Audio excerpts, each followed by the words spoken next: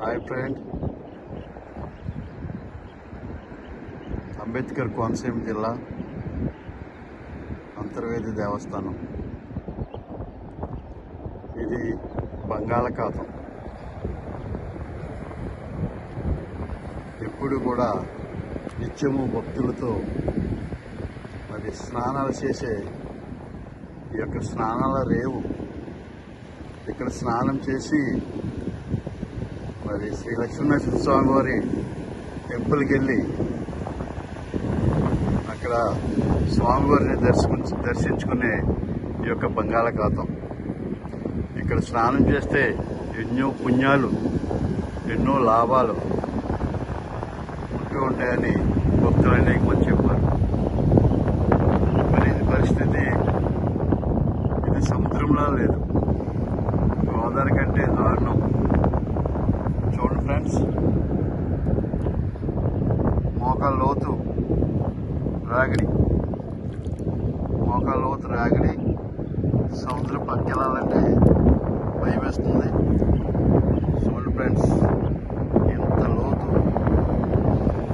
లోతుతో ఉండే రాగిడి ఎప్పుడు కూడా జీవితంలో కనీ విని ఎరగలేము.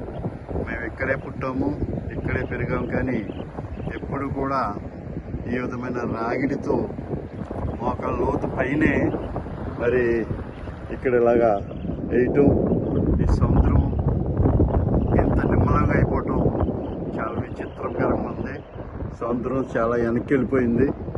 మరి దీని గురించి రాబోయే రోజుల్లో ఏం జరుగుతుందని భయక్రాంతులమై ఉన్నాం. చూడండి ఫ్రెండ్స్,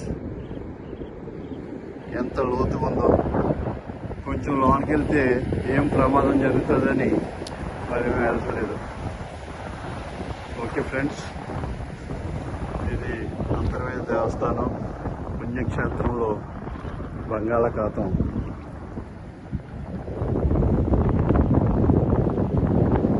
ఒక వాకు కూడా లేదు, ఎప్పుడు కూడా ముసముసలాడి ఈ యొక్క బంగాళాఖాతం ఎప్పుడు కేటం వచ్చి ఊరు ముంచెత్తదని భయపడి ఈ బంగాళాఖాతం మరి ఈరోజు ఎంత నిమ్మలం అయిపోయింది.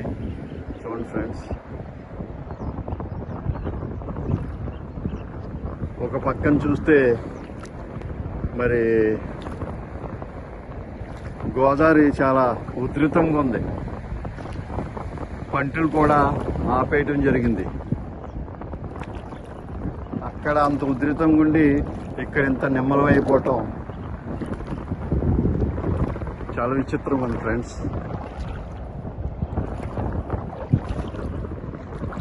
Thank you.